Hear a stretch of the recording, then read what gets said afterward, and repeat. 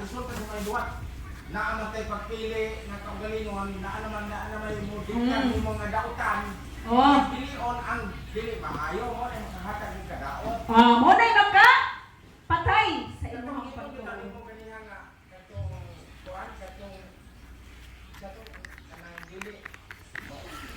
Mumurag maong kita mo'y panalangin sa uban. So, panalangin na nga nahimo kang kapandulan. O man na kamaot. Mao gani nga ang ako po pasabot. Sa naging mo sa Biblia. Ay mo na ini. Pukta ang liog palipad dito sa laot mo ay dito sa Biblia. Ang mo pasabot mo kita kung ingon ganina. Nga ang gipahayag o ang gisulat ni Apostol Paul mao nga ang pagkamatarong atubangan sa katawhan. O kini atong pagtuo atubangan kini di pa matarong kini atubangan sa Dios. Kay diri sa kalibutan di kinahanglan kita gayon ang iwag sa tanan nga atong mga kaigsunan o sa tanan nga mga katawhan. Kuha ba nato na? Pero dili ta maingon nga namo ko na kung nga di mo buhat og matarong pero po mo ni atubangan sa Dios. No. Dili na siya pwede kay ngano. Diya sa episode 2:10 basahon nato. Episode 2:10 ningon. Mga binuhat kita sa Dios. Klaro. O gibuhat kita niya diha kang Kristo, Jesus. Aron magbuhat kita sa maayo nga maoy iyang tuyo alang kanato.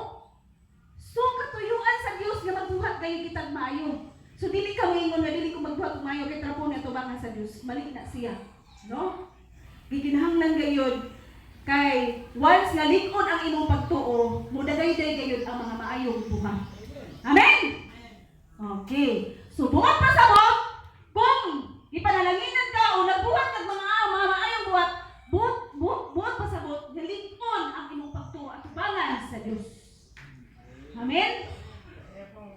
Okay.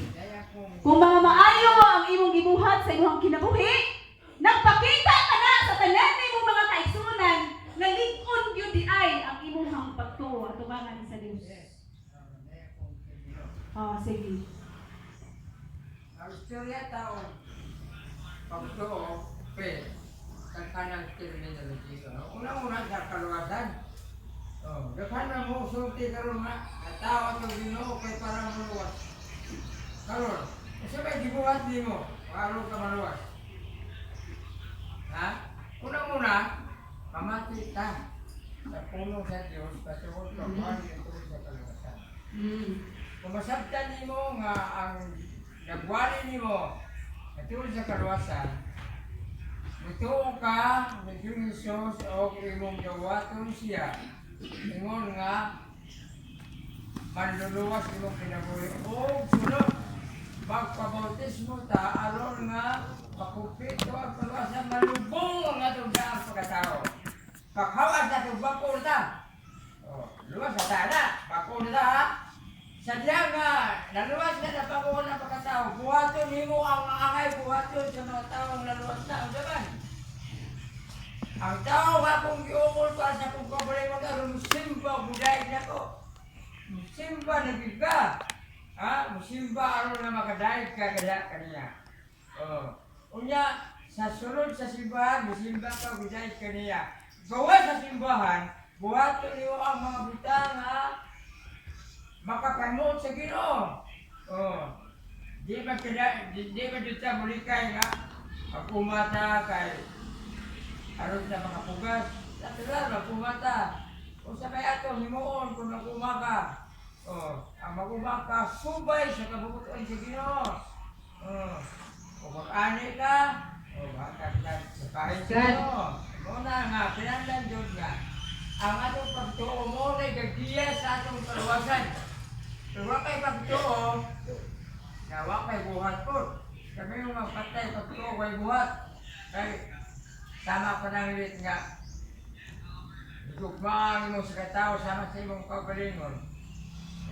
Maluwas ka na, suo ka na. Kung yung mandumtan ni mo si katao, yung mandumtan ni mo siningan. Okay. Manubag juga na. So, praise God, hallelujah. So, pasabot niya. na yung magsuon. Yung mga anak, gugmaon. Di na tamang kulatan mga anak. Di na tamang sumpag na katulisoon. Kailangan mo respeto sa mga magulang, mga hudba. So, yun, anak. Praise God. Kailangan niyo buhatin na ito ang